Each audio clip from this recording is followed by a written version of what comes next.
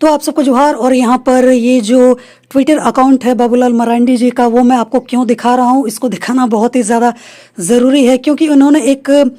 Tweet के ज़रिए अपनी कुछ बातें भी यहाँ पर जग जाहिर की हैं और साथ ही साथ उन्होंने एक वीडियो भी साथ में अटैच किया है जिसके बारे में हम लोग आगे यहाँ पर चर्चा तो करेंगे ही करेंगे। लेकिन कहीं ना कहीं इन्होंने इस तरीके की हरकतें करके कहीं ना कहीं यहाँ पर खुद को ही शर्मिंदा कर दिया है क्योंकि जिस तरीके का वीडियो उन्होंने यहाँ पर अटैच करके यहाँ पर काफ़ी सारे इल्ज़ाम लगाए हैं यहाँ पर जेएमएम पर या फिर हेमंत सरकार पर, वो कहीं ना कहीं उन पर ही भारी पड़ रहा है। और इस फुटेज को यहाँ पर अटैच करके वो जिस तरीके से यहाँ पर सीआरपीएफ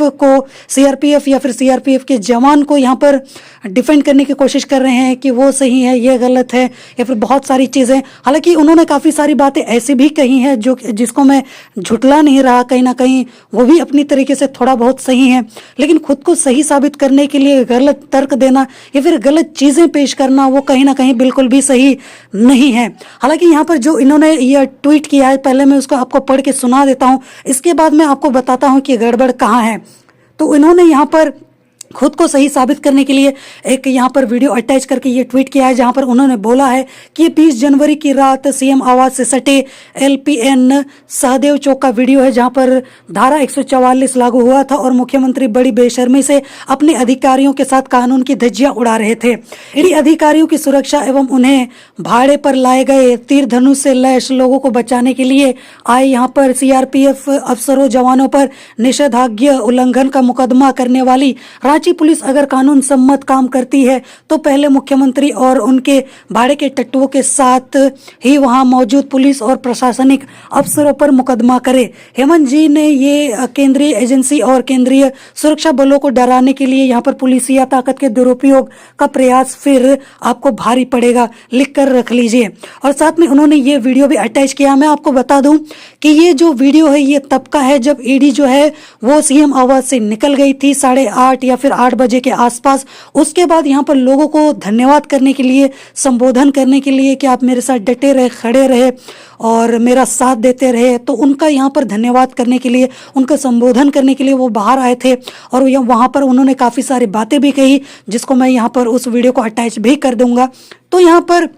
ऐसी कोई भी बात नहीं थी कि धारा 144 का उल्लंघन किया गया था या फिर उन्होंने ज़बरदस्ती लोगों को आने दिया था, बल्कि रात हो चुकी थी। यहाँ पर ईडी के जो अफसर हैं या फिर बाकी सारे जो लोग हैं, यहाँ पर आपको दिख भी रहा होगा कि वो वापस चले गए थे और उसके बाद ही यहाँ पर उन्होंने ये जो संबोधन है या फिर मीडिया और जो उनके कार्यकर्ता हैं या फिर जो लोग हैं जो उनके सपोर्ट में खड़े रहे दिन भर, उनका उन्होंने धन्यवाद किया। तो ये तब की बात है। तो इस तरीके से यहाँ पर लांछन लगाना, वो भी बिना किसी तर्क के या फिर बिना किसी प्रूफ के, और इस तरीके से बेतुकी बातें करना, ये इनको बिल्कुल भी शोभा नहीं देता है। ये बहुत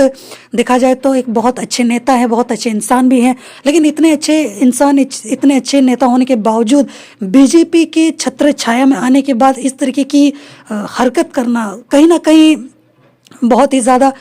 इनको शर्मिंदा कर रहा है। और कहीं ना कहीं ये हमारे समाज को, क्योंकि मैं भी एक संथाल समुदाय से आता हूं और ये भी संथाल समुदाय से ही है, हालांकि बीजेपी में जाने के बाद इनका सब कुछ पता नहीं, मानसिकता से लेकर हर चीज़ बदल गई है। अगर कोई इंसान गलत कर रहा है और उसके खिलाफ अगर आप आवाज़ उठा रहे हो तो ये गलत नहीं है। मैं भी सपोर्ट में हूँ, मैं सरकार के अगेंस्ट भी बात करता हूँ, उनके सपोर्ट में भी बात करता हूँ अगर वो कुछ अच्छा काम करते हैं।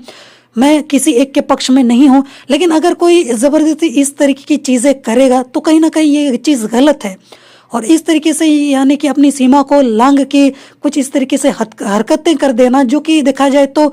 इथिकली और मॉरली भी सही नहीं है, तो वो तो गलत ही होगा। तो उसको आप किस तरीके से इसको सही ठहराओगे? हालांकि ये इसको शायद बाद में इस ट्वीट को डिलीट कर दें या फिर माफ़ी मांगे या फिर पता नहीं ये बोलेंगे भी या नहीं। हालांकि बीजेपी को अलग ही एटीट्यूड चढ़ा होता है, वो तो अलग ही बात है। खैर, अब यहाँ पर इस तरीके की चीज़ें यहाँ पर सामने निकल कर आई हैं जिसमें मुझे लगा कि बोलना तो बहुत ही ज़्यादा ज़रूरी है। हालांकि मेरी बातों से किसी को बुरा लगा हो तो मैं पहले ही माफ़ी मांगना चाहूँगा, पर देखा जाए तो ये बिल्कुल भी सही नहीं है। बाकी इसको लेकर आपकी क्या राय है, आपके क्या विचार हैं, आप मुझे कमेंट में ज़रूर बताइएगा। हालांकि यहाँ पर बाबूलाल मरांडी जी को हेट बिल्कुल भी नहीं करता हूँ क्योंकि वो हमारे यहाँ पर झारखंड के प्रथम मुख्यमंत्री भी रहे हैं और साथ ही साथ एक बहुत ही अच्छे इंसान भी हैं कहीं ना कहीं, और उन्होंने लोगों के लिए बहुत कुछ किया भी है, लोगों के लिए हमेशा लड़ते हैं, लोगों के लिए आवाज़ उठाते भी रहे हैं। और शायद ही बहुत ही कम ऐसे नेता हैं जो हमेशा ऐसा करते आ रहे हैं, चाहे अभी भी, चाहे पहले भी, चाहे सत्ता रहे ना रहे, उनको इससे कोई भी फर्क नहीं पड़ता, जो कि मैंने देखा भी है। तो खैर ये सारी बातें तो अलग ही है, पर जब से बीजेपी की जो एक छत्र छाया या फिर उनका जो हाथ इनके ऊपर पड़ा है, तो कहीं ना कहीं मतलब ये भी किसी और ही रास्ते पर निकल पड़े हैं। बाकी आप बताओ, आपके क्या विचार हैं, आपकी क्या सोच है? जोहार।